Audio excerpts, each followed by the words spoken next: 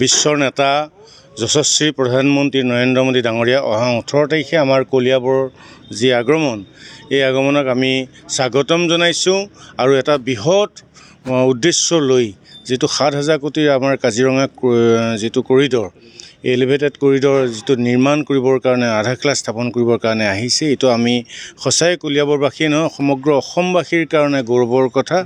গতিকে প্ৰধানমন্ত্ৰী ডাঙৰীয়াই এতিয়ালৈকে অসম ভ্ৰমণত আমাৰ প্ৰত্যেকবাৰে কিবা নহয় কিবা এটা দি গৈ আছে অসমৰ কাৰণে।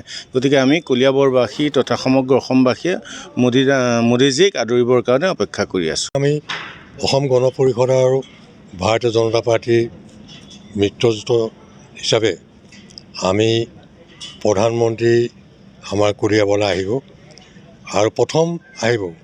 ভাৰত স্বাধীনৰ পিছত কলিয়াবৰত আৰু কোনো দিনত প্ৰধানমন্ত্ৰী অহা নাছিলে, এইবাৰ প্ৰথম কলিয়াবৰত প্ৰধানমন্ত্ৰী আহিব।